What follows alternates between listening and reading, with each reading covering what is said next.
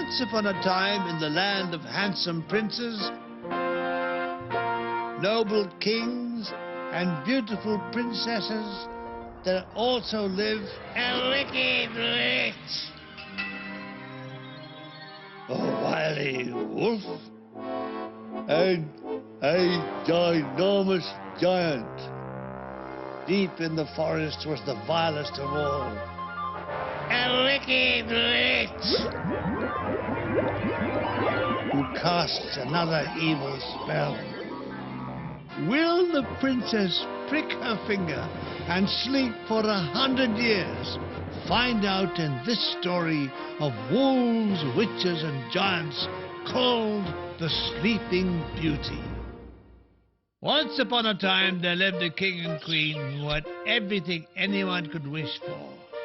A dishwasher, a TV, a magnificent castle on a mortgage, a beautiful kingdom.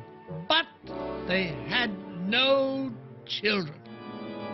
At last, however, the queen gave birth to a baby daughter, and the king decided to hold a splendid christening party to celebrate.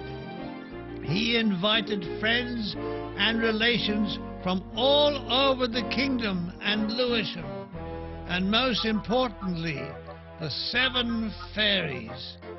Each fairy in turn offered the baby princess a special gift, the gift of love, of beauty, and the gift of money.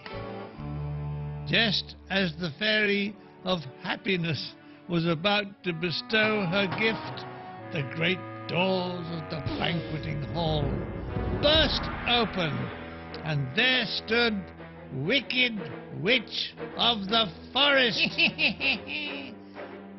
Oh dear, blustered the king, realizing he had forgotten to invite the witch. The witch approached the cradle and, bending over, whispered into the child's ear, "Princess, on your 15th birthday, you will prick your finger on a spindle and die. Die, diddly-eye, die. The wicked witch drew back from the cradle, and with a swirl of her cloak and a clap of thunder, she hailed a taxi and was gone. In the horrified, hillified silence, the kind fairy of happiness came forward to the crib. "You shall not die, child. I shall use my powers to save you. True, you will prick your finger, but then sleep for 100 years, after which a handsome prince will come and rescue you, and the evil spell will be broken." On the day of her 15th birthday, the king and queen were away on a state visit to Catford. The princess decided to explore the narrow staircase that led up to a tower. At the top, she found a door with a silver key in the lock. As she turned it in the door, it sprang open, and there was an old lady. "What are you doing, old lady?" "I'm spinning, child. Have you never seen a spinning wheel before?" "No, never. May I have a try, please?" No sooner had she taken the spindle when, guess what? She felt a sharp prick on the tip of her finger and instantly fell down lifeless on the stone floor. Cackled the witch as her prophecy was realized. The king and queen were horrified and hillified when they heard the news of the princess. He decided that his sleeping daughter should be placed in the most comfortable bed and should lay in the same hall as her christening feast all those years ago.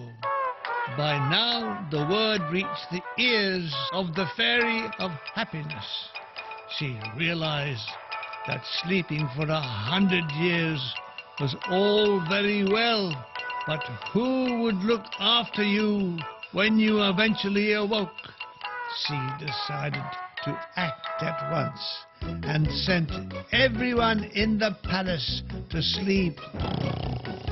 Even the king and queen, which was a little frustrating as they were playing cards and the king was about to say snap, which was very strange because they were playing bridge.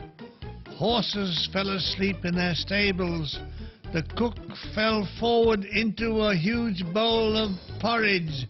The cat, about to pounce on a mouse, froze in midair. Chambermaids slumped on their beds, soldiers at their post, as the last embers in the kitchen fireplace blew out, leaving an eerie silence.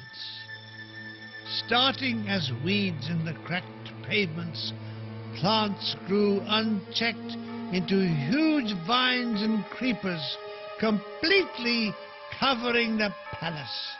Outside in the grounds, the little saplings turned into thickets and forests, and around the edge of the forest there sprang up a large city.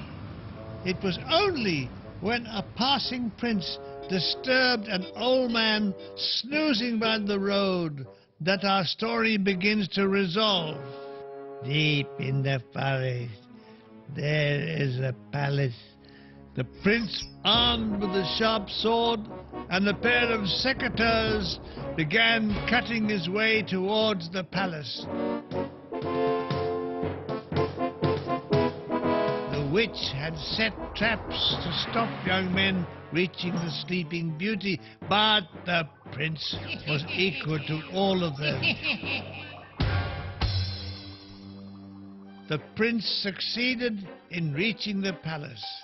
He marveled at the cobwebbed animals and people, all asleep and covered in dust and porridge. Here was the king and queen with their playing cards, the cat ready to pounce on the mouse.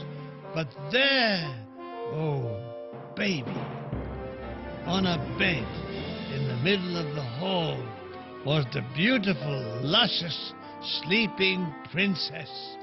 Gently he walked up to her and kissed her, and to his delight she opened her eyes and smiled at him.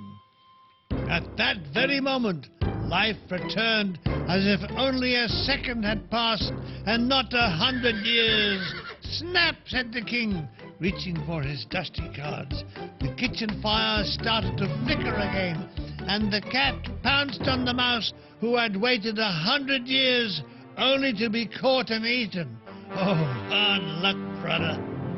The king and queen were so happy with the prince for waking them up that they agreed he could marry their daughter as soon as he wished.